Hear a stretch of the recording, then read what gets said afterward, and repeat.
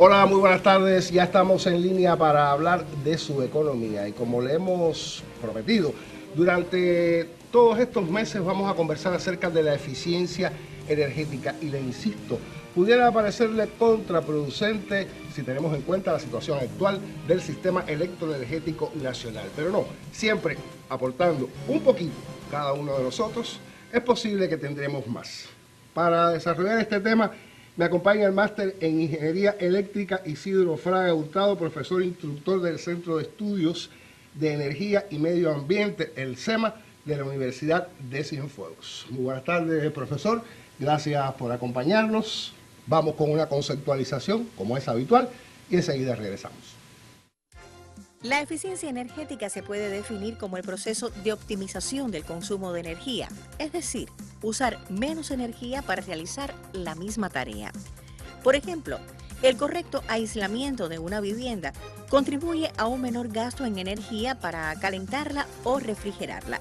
Para que una construcción o vivienda pueda considerarse enérgicamente eficiente y sostenible, debe reunir las siguientes características: estar rodeada de zonas verdes y arboladas o que incluya la vegetación en el diseño.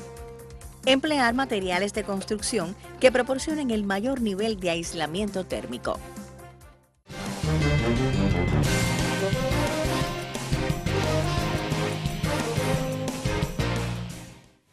Ya le decía, vamos a conversar acerca de la eficiencia energética en esta oportunidad en el sector residencial.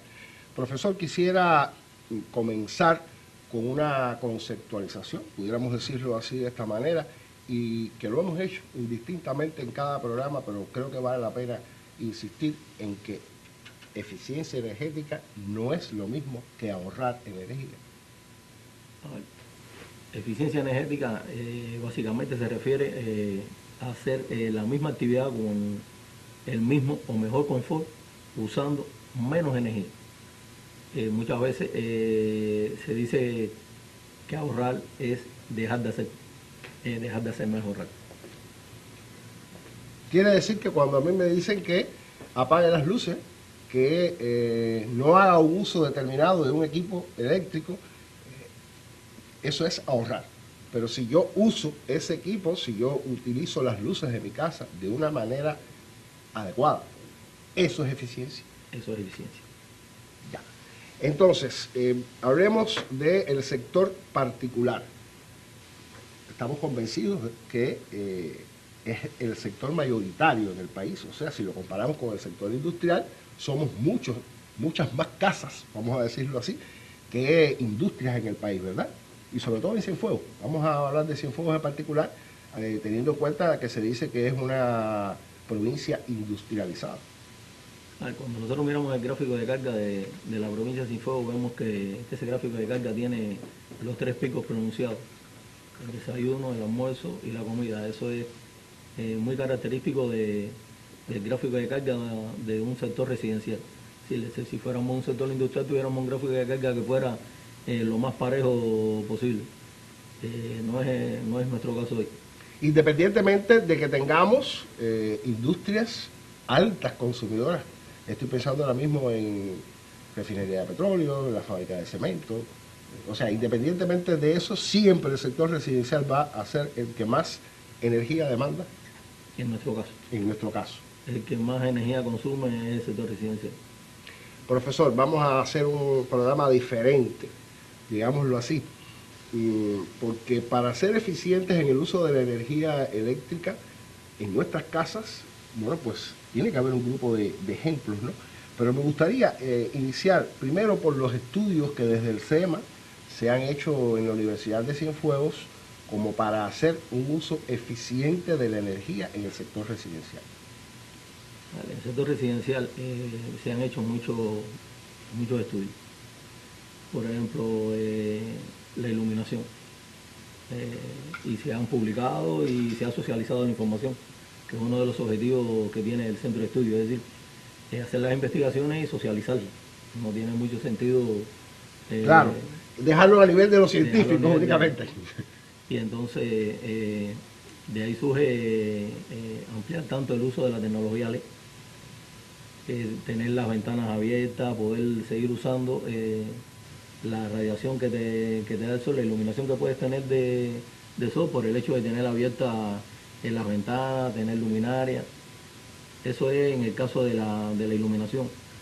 Usar el guataje correcto para la actividad que estás desarrollando. Si estás en el baño, no tiene sentido tener un bombillo LED de 10, 12 watts, cuando uno de 5 watts es el que te da la iluminación que necesita esa actividad. Y como eso, después podemos ver la refrigeración. Los refrigeradores, no, como dice uno, no coger el termostato y colocarlo en el máximo, porque entonces después tienes un grupo de alimentos que los tienes congelados y no los querías congelar. Después cuando los sacas los tienes que esperar a que se descongelen. Es verdad que ahora por el tema de la situación eléctrica, muchas veces recortamos todos los termostatos para conservar los alimentos por la cantidad de horas que vamos a tener el apagón. Pero bueno, cuando eso deje de suceder, volvemos a retomar y poner los termostatos en la posición del 3, del 2,5, que es la más correcta para conservar los alimentos y hacerlo de una manera eficiente. Yo quisiera regresar al uso de la electricidad, a la iluminación, pero antes vamos a escuchar, me propongo escuchar también un ejemplo de cómo podemos hacer un uso eficiente de la energía eléctrica en nuestras casas. Se trata de una conversación que sostuve con una compañera de estudios. Se trata de Alina Gómez, una de las especialistas de la UNE en nuestro país y que tiene una vasta experiencia en estos asuntos. Por favor, directora, ruédeme este material y de regreso continúo con el diálogo. Hola Boris, un saludo. A la pregunta de cómo solucionamos o nuestras experiencias en el uso eficiente de la energía en la casa, creo que pasa por solucionar esos pequeños problemas que prácticamente están en todos los hogares, como por ejemplo la luz encendida durante la noche que se requiere en casas donde hay ancianos o donde hay niños o que se despiertan para ir al baño, o que se requiere una bebida en la noche, o tal vez que padecen de insomnio. Bueno, a esa solución, realmente para eso existen, las personas bien dejan la luz encendida, una luz de la habitación en cuestión, que requieran, o las luces de noche, ¿no? Como se llaman, algunas pequeñas, que son de menos wattaje, de muy baja intensidad. Pero bueno, a nosotros se nos ocurrió tratar de hacer, igual que tienen las señales en las pistas de los aviones, unas marcaciones de algunas señalíticas que permitiera caminar por la casa sin que, porque teníamos personas mayores, de manera que existiera esa marcación, o sea, ese caminar, y que además esa marcación también alumbrara, fuera una guía lumínica que permitiera avanzar las habitaciones, ir a la cocina, ir al baño, y que de por sí misma nos alumbrara. Para eso utilizamos las tapitas de los tomacorrientes. O sea, las tapitas de los tomacorrientes se venden de múltiples tipos, se fabrican de múltiples tipos, y en los portales en línea de muchos sitios y muchos países las hay que tienen las funciones, o sea, estéticas y de seguridad, ¿no? Que son las que habitualmente se venden en nuestras ferreterías, pero que también incorporan algunos otros aditamentos. O sea, una tapita puede ser no simplemente una tapita, y las tapitas de los tomacorrientes, pues no hay que hacer obra, no hay que hacer cambios, no hay que instalar nada nuevo, es sencillamente cambiar tapita por tapita. En el caso de nosotros, para solucionar ese pequeño problema, pues sencillamente pusimos unas tapitas que tenían incorporado 3 LED. Esos 3 LED vienen con una planchuelita, la planchuelita se conecta en el medio del tomacorriente y tiene un pequeño puntico en el frontal que es el sensor, diríamos, de oscuridad, ¿no? Para saber cuándo es necesario. Esos LEDs se iluminan y crean esas señales en la oscuridad de la noche o en una habitación oscura para que la persona pueda caminar, es una guía lumínica, pero además también al tener las que adquirimos nosotros, tres lexitos, pues es una fuente bastante poderosa, diríamos como con un poquito más incluso que una luz de noche, que una tenue luz de noche, y con lo cual permite hacer uso de ellas y no auxiliarnos en ninguna de nada, de ninguna otra luz para el baño ni para cocina, etc. El programa económico en línea promociona el tema que sugiere para cada semana en su página de Facebook y de Anex Cienfuegos. Si usted nos deja sus inquietudes, serán atendidas por nuestros panelistas.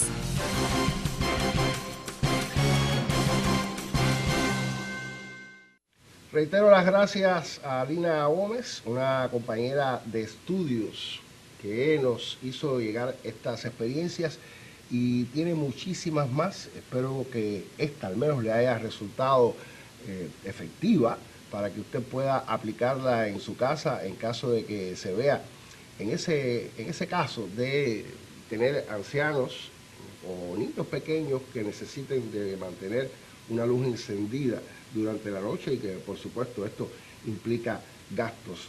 Profesor, le decía que volvamos a la iluminación y muy a propósito de lo que acabamos de escuchar.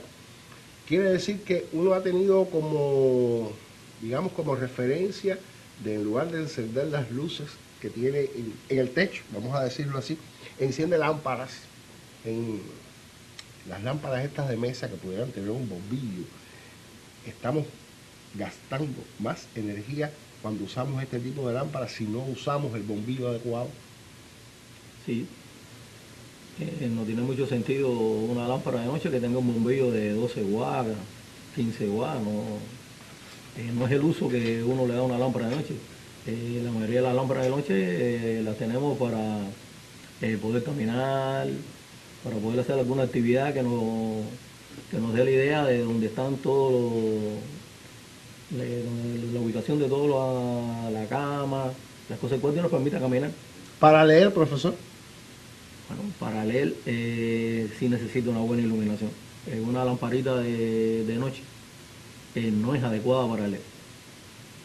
Ahora, lo importante, yo quiero insistir en esto, lo importante es el tipo de lámpara que usemos en la casa. Quiere decir que debiéramos convertir todos estos bombillos que habitualmente usamos, las lámparas que le decimos de luz fría, en bombillos LED. Si hacemos eso, sí estamos hablando de eficiencia energética. Es decir, vamos a mantener el confort, vamos a hacer la actividad en las mismas condiciones y vamos a estar consumiendo menos energía. Bueno, usted me hablaba, además de la iluminación, bueno, yo lo interrumpí en el momento que usted iba a hablar de la refrigeración. Ya, abundemos un poquito más en este asunto de este refrigerador que le ponemos el termostato al máximo para congelar los alimentos que tenemos en casa por el miedo a que un apagón nos deje temblando ese refrigerador. Sí, hoy lo hacemos de esa manera. Yo creo que lo hacemos casi todos. Se convierte en vital el poder conservar los alimentos que uno tiene. Pero cuando esa situación desaparezca, debemos colocar los termostatos en las posiciones, en el 2, en el 3, es la posición correcta de poder refrigerar los alimentos. Pero muchas veces cogemos y hervimos la leche y va para el refrigerador. Quedó frijoles de la comida, quedó agua de la comida, está caliente todavía en la olla y va para el refrigerador. Lo único que estamos haciendo es haciendo que el refrigerador trabaje mucho más cuando esos alimentos, sin gastar ningún tipo de energía, podríamos haberlo dejado media hora fuera del refrigerador esperando que la temperatura de ellos baje y después pasarlos al refrigerador. De eso hemos escuchado hablar muchísimo y es, como usted dice, una vieja costumbre. Apenas terminamos digamos, de comer y aunque los alimentos aún estén calientes van al refrigerador pensando que esa sería la manera de protegerlos y sin embargo lo que hacemos es entonces incrementar el gasto. Quizás por eso, profesor, se escucha decir que, voy a aprovechar su especialidad, que cuando regresa el servicio eléctrico luego de una interrupción, el gasto es mayor. O sea, hay una mayor demanda, quiero decir. Lo que hay cuando regresa la electricidad es una mayor coincidencia. A ver, dígame cómo es eso. ¿Qué es lo que sucede? Cuando estamos en operación normal, después que ya la electricidad regresó, ya lleva 3 horas, 4 horas de electricidad, su refrigerador está encendido, el mío está apagado. La mujer suya terminó de cocinar, la mía ahora va a empezar. Es decir, las actividades se van separando en el tiempo. Pero en cuanto regresa la electricidad, ¿qué es lo que sucede? Empieza a coincidir todos los equipos, que no es el diseño de un sistema eléctrico. Un sistema eléctrico se hace para un factor de coincidencia que no es el que hoy estamos teniendo. Es por eso que vemos que tenemos mayor cantidad de averías eléctricas cuando viene la corriente. ¿Por qué? Porque en ese momento que vino la corriente, todos los refrigeradores se conectaron. Los aires acondicionados. Los aires acondicionados. Y más con estos calores. Los ventiladores, las duchas eléctricas, todo el mundo empezó a bañarse. Si tiene agua, vamos a bañarnos para después poder seguir durmiendo. Nuestras queridas esposas, todas empiezan a cocinar, no importa la hora. El tema es tener la comida preparada, aunque después haya que congelarla. Es decir, empieza todo a coincidir. Nosotros estábamos viendo con los compañeros de despacho de carga que circuitos que antes de la situación que tenemos hoy con los apagones, consumían 2, 3 megawatts, hoy cuando viene la corriente, están en 5 y en 6. Y es por eso, es por la coincidencia de todos los equipos conectados a la misma vez. No se trata incluso ni de un problema físico, ni de un problema propiamente de la electricidad, sino sencillamente que es un factor humano el que hace que haya esta coincidencia en el uso, y hasta puede ser abuso, ¿verdad?, de la energía. Bueno, hay personas que cuando viene la corriente lo conectan todo. Bueno, yo pongo el aire acondicionado inmediatamente que la corriente llega, profesor. No, si yo lo tuviera también lo ponía. Vamos a hacer una pausa y enseguida regresamos. Para hacer un uso eficiente de la energía en casa, usa focos ahorradores. Iluminan igual que los incandescentes y consumen 75% menos energía. Aprovecha la luz natural del día mediante la orientación adecuada de ventanas y usa colores claros en paredes, techos, pisos y mobiliario. Apaga focos y desconecta aparatos. Algunos de esos, aún apagados, consumen energía.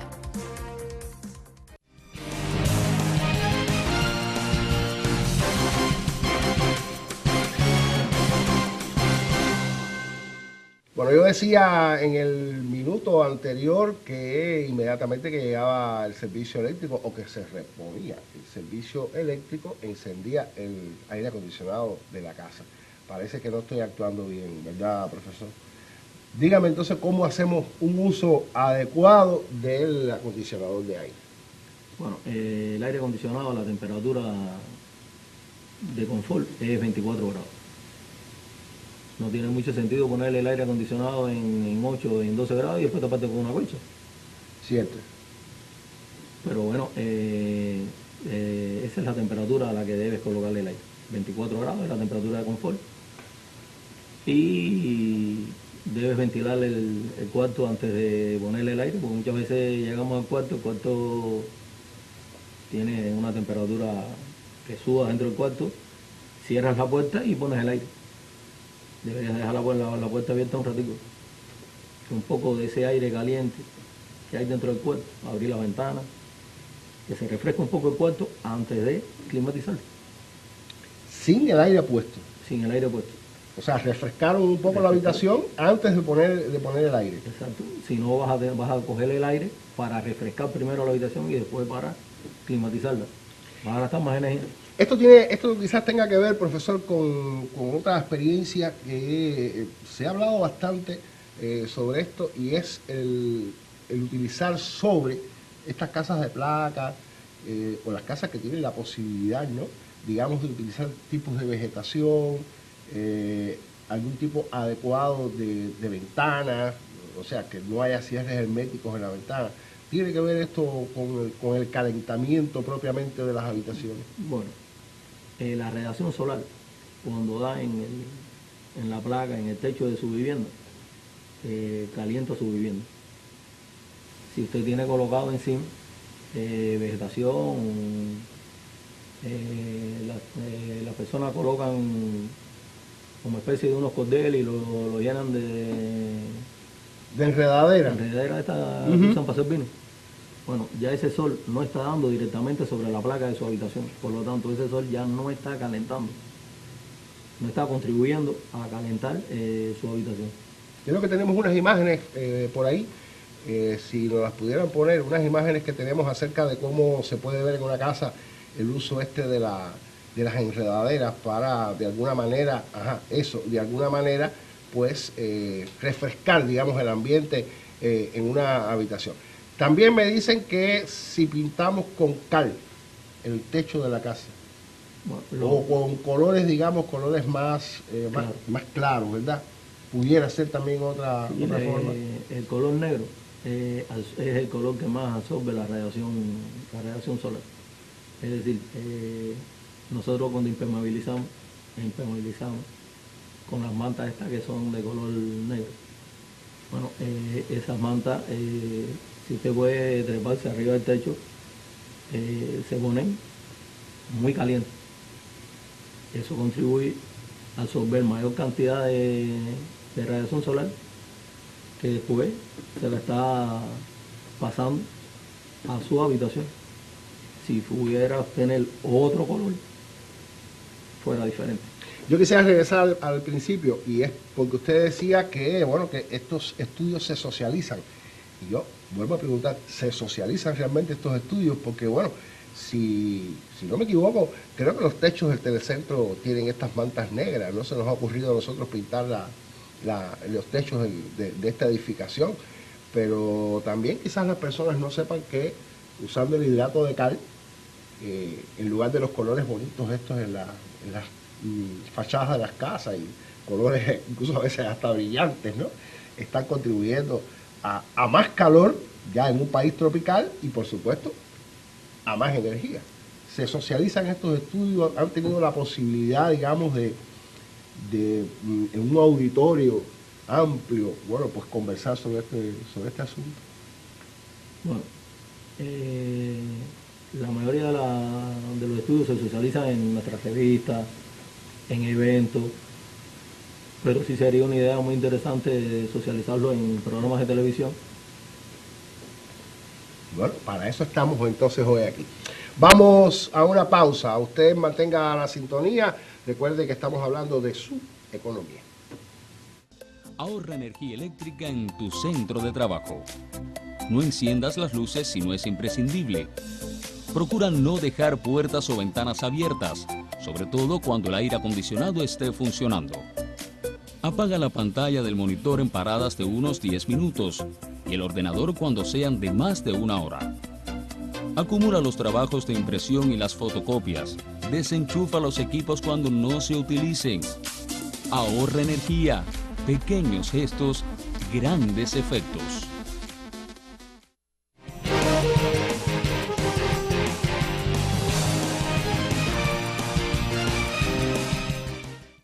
Minutos finales del programa y hay dos aspectos que no quisiera pasar por alto. Uno es el planchado, aunque en estos tiempos la ropa tiende a ser de una textura mucho más frágil o adecuada a los tiempos que corren, y de el consumo en espera o el consumo fantasma. ¿Es así, profesor? Así. A ver, hábleme entonces de ese asunto. Bueno, para planchar debe usarse primero clasificar la ropa que necesita menos temperatura a la que necesita más temperatura y empezar a usar la plancha en menor temperatura, planchar esa ropa y después va subiendo el termostato y así baja hasta que recorras completa toda la ropa que tengas que planchar. El otro aspecto que usted mencionaba, que es el consumo en espera. ¿A qué llamamos el consumo en espera? El consumo fantasma. Todo equipo que tenga un control remoto está conectado permanentemente a la corriente y sigue consumiendo energía. Por ejemplo, el televisor consume 3 jugadoras. Multiplique 3 jugadoras por la cantidad de televisores que tiene la provincia de Cienfuegos y va a tener cuál es el consumo asociado al uso del televisor. Vamos a hablar en español. Vamos a hablar en español. Usted se refiere a este bombillito que está permanentemente encendido en las casas. ¿Ese es el consumo que usted me está diciendo? Ese es el indicador del consumo. Ajá, el indicador de que ese televisor está conectado, apagado, está apagado pero conectado a la corriente. pero Y está conectado, consumiendo. y está consumiendo esa cantidad, 3 horas, multiplíquelo por 50.000 casas que tiene sin fuego. Y que todo el mundo use el televisor 6 horas, 8 horas, el resto del día está conectado a la corriente. Y no solo está conectado a la corriente y está consumiendo energía, se está deteriorando. Porque ¿Sí? La fuente de ese televisor está conectada a los 365 días del año. Únicamente cuando hay un apagón la tiene desconectada. Esa fuente está conectada permanentemente a la corriente.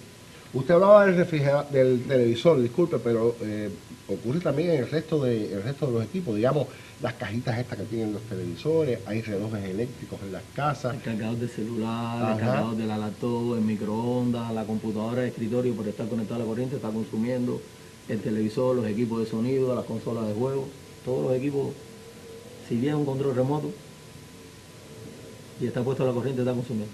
Déjeme hacer una confesión pública aquí, yo voy a tener que ir mucho más por allá por el SEMA para aprender, porque yo tengo un consumo en la casa tremendo, un consumo fantasma tremendo en la casa. Y aunque en estos tiempos en que uno tiene la preocupación de que bueno, puede empezar a tronar, como decimos habitualmente, uno desconecta los equipos antes de salir de la casa, pero una vez que llega a la casa todo esto se vuelve a conectar, e incluso reguladores de línea, que ese regulador de línea también tiene un bombillito encendido. Todo esto es consumo. Todo esto es consumo. Si bien en la economía familiar, a no ser que sea una cantidad de televisores, de equipos exagerados, no se nota. Cuando usted lo multiplica por la cantidad de casas que tiene la provincia sin fuego o que tiene el país, se da cuenta de que es un número exagerado.